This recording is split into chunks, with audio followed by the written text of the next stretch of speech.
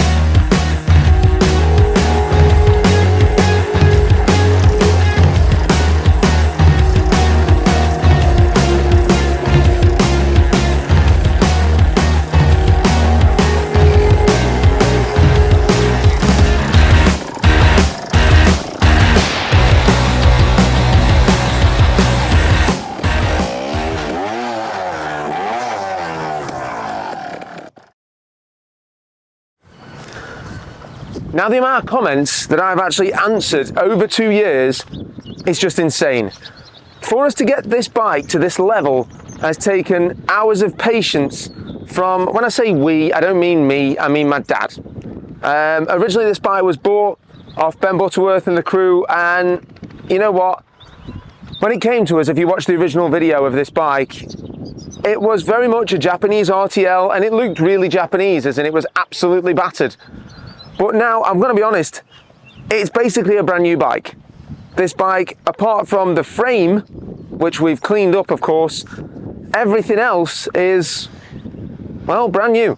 Obviously, the forks weren't marked anyway. They were in fantastic condition, so we've had them rebuilt. We've been able to get a hold of things like the factory tank, the flat tank, which, believe it or not, they aren't stickers, they were hand painted. The rear mudguard that's on it right now is a metallic black. It's not black, it's not flat black. I'll actually be, for the riding portion of this video, I've actually got to change the mudguard to a replica version so that we don't damage this one, simply for the fact that trying to find this mudguard in this condition, well, brand new out of the packet, was extremely difficult. All the wheels have been rebuilt, all of it's on brand new parts. We even changed the swing arm to be, shall we say, part alike or identical to the original Fuji bike of '99, which actually had an integral 2000 caliper on. That bike of that year actually had a caliper, an AJP caliper, that sat on top of the swing arm, and this one sits inside the swing arm. Very similar to what like a brake tech one is nowadays, I suppose. Obviously the shock has been rebuilt. A lot of the parts that we were surprised to find, like the Matani carbon fiber airbox that came on the bike originally, that's obviously stayed with us.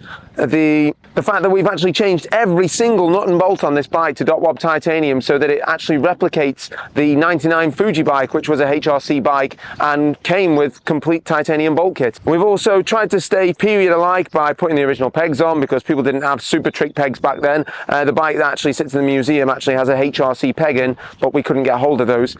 We've colour corrected the fork clamps and tried to get the lower part of the forks to resemble the HRC billet ones that came on the bikes for the factory riders, but we couldn't get those. Those are parts that we just couldn't obtain. We've even fitted a longer rear silencer. We've had a brand new mid-box fitted, which in 1999 the mid-box was 1,200 quid. So you can imagine how much it was nowadays for a brand new one.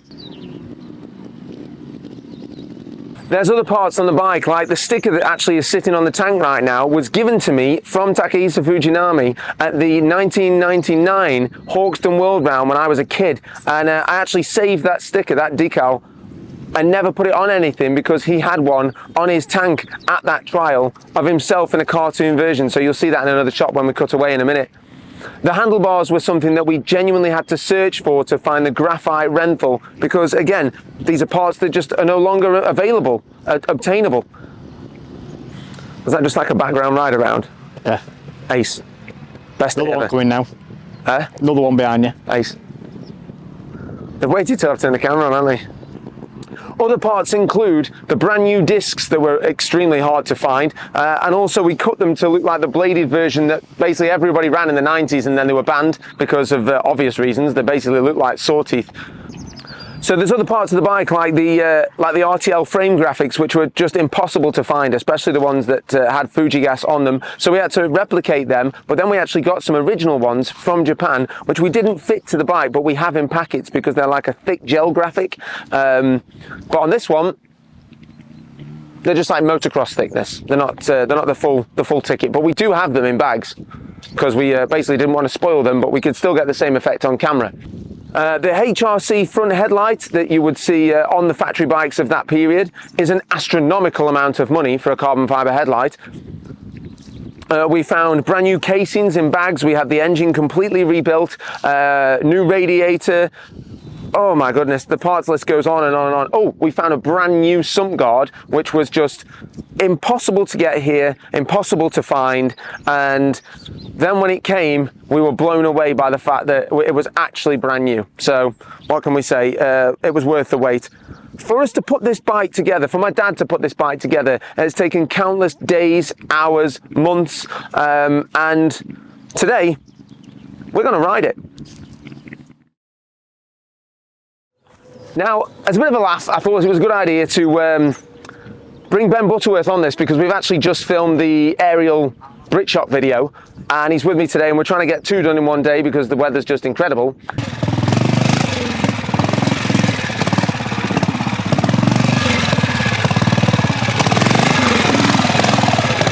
So, my dad bought this bike off Ben, so if we bring him in, I want to see Ben's initial reaction to how far that bike has come. What do we think?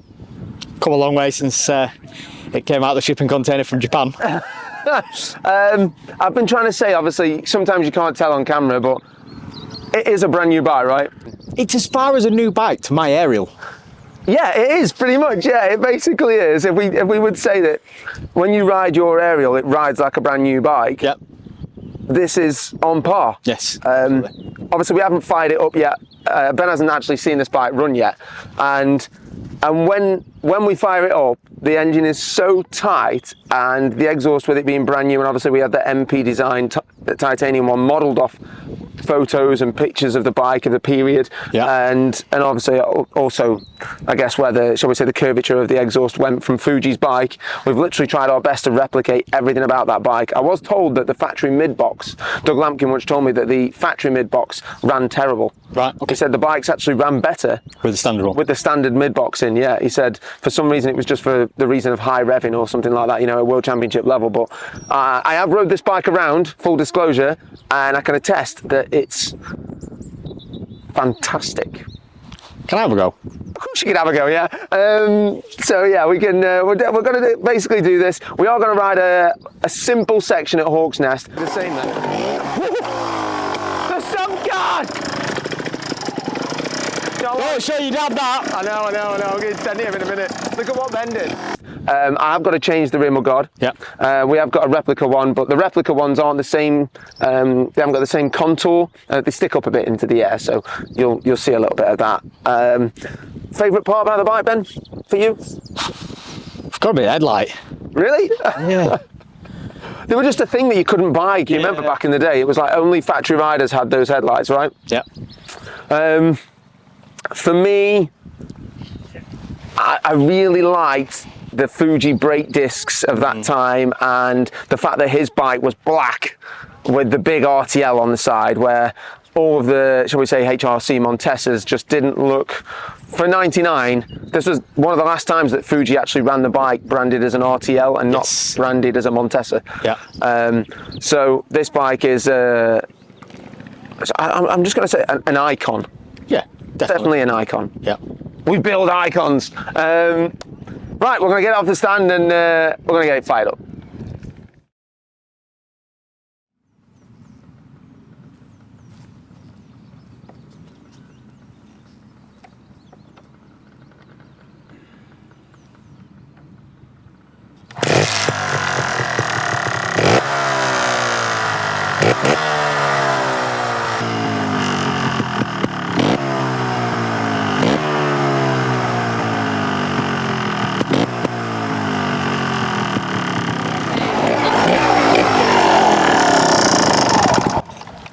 Okay, welcome to Spain, near Buxton.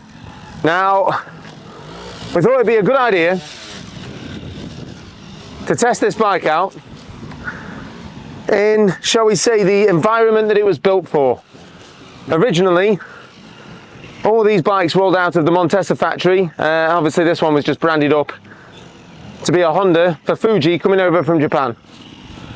So me and Ben Butterworth are going to give it a little run around a couple of sections, well I say one section, and then we're going to review this bike the way it should have been reviewed back in the day. I'll tell you whether it's good or not. Obviously the bikes that Dougie and I think Mark Fresher was on the team, even Sam Connor back in 2000 for the Radson Montesa team. All of these guys that were on those bikes, they were all on HRC bikes.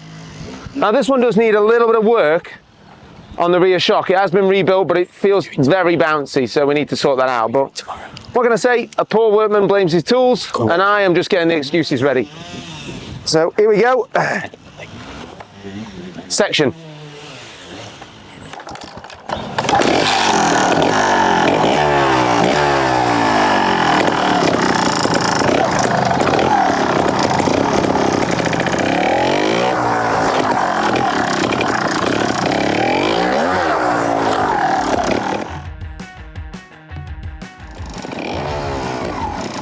Now the whole idea of this was for me and Ben to go head to head in a sort of late 90s style off. Now that meant that the rules are basically the late 90s, early 2000 complete non-stop, which also meant at World Championship level all they did was stop. But as you can see, Ben so far through the first step around that nice little corner, then we put a nice big step in at the end. Obviously we didn't want to scratch this bike because in all fairness it's too beautiful to damage, but then things got out of hand and we put a nice big step in the end, which Ben decided to really open the bike up with. So we're opting for second gear, just because according to me and Ben, first gear is, well, Useless. the first one you should bypass. And now we're going to have three-way commentary because in all fairness, we were both right in that moment. And it wasn't that easy for me to get used to this bike, I'm not going to lie. Like all Hondas, it rode light but was heavy. Kept it moving here, quite happy with that bit. Didn't there. And we're doing 90s non-stop, which basically means you're allowed to stop, but you're supposed to keep the momentum moving. Which I probably don't do very well right now. Then up the step, and I couldn't help myself but do it a bit more like Ben.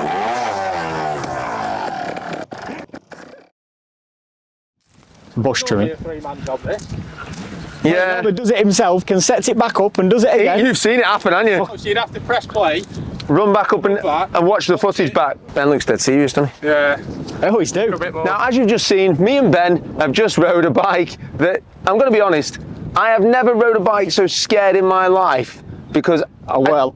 I just think we're going to scratch it. Yeah, we're not allowed to scratch it. The same then. The sun guard! Oh, sure you'd have that. I know. Sorry, Dave. I scratch your some guard. First man onto the first rock. Well, that's the end of that then. We rode the 90s rules. If you don't know what they are, the idea was to keep moving forward sometimes. It was about as loose as the latest FIM rules that have just been changed over from, where nobody had any idea what the score was Until the observer give you. until the observer give you the score, and depending on who you are was dependent on what the score was. Yep. Which we all know that's the truth, whether you like it or not. Now, this bike has been, shall we say, period built part for part, apart from this gold lever, which I don't know what my dad was doing there, but never mind. I did say he was colourblind. Well, yeah, he is in all fairness. He thinks it's a nice shade of red, the whole thing. And it's, I mean, it rides like a brand new bike, right? It rides unbelievably well. We were in front of the step that we just did in the section that I'll probably cut away to right now, and as I was looking at that step, I instantly thought to myself, here comes a crash. I don't know why, it's not a big step, it's not scary, I was just so afraid. And yeah, the bike took me up there, I did nothing. Nope, just pissed it. Yeah, I pissed it. So me and Ben went, obviously, you know, ride for ride.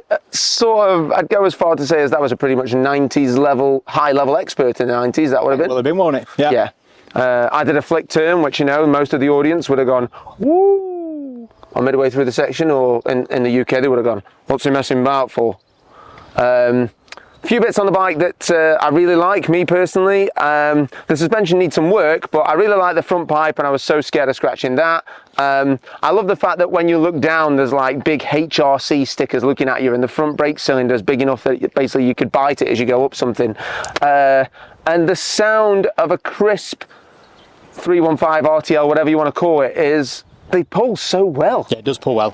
It does ride really nice. Bottom gear's a bit useless, but as soon as you get second, you're all right. Something you don't like about the bike? Don't like. It's got an X-Lite tyre. Dislike them. Yeah, dislike. Yeah, oh yeah, dislike. It was supposed to have an X11 on, but I think we just had that in stock. So Whatever was free. Yeah, it was free. Yeah, it was. I think I discarded it. I think it was my dad said, what are you doing with this tyre? And I said, I'm using it as a paperweight because they're rubbish. Yeah. And he's put it on this bike, so thanks very much for that. And I hate, I'm going to go full out. Rear mudguard. The rear mudguard, yeah, you knew what was coming, didn't you? Yeah. We're running this rear mudguard because it's a fake version of the one that we had on before. The fake version doesn't line up to any of the pins. To get it on, I have to kind of like bend it around a little bit. It doesn't even line up to any of this. The line that goes on the tank, it rubs on the tank here. They're just, if you see any of these fake mudguards for sale out there, just don't buy them.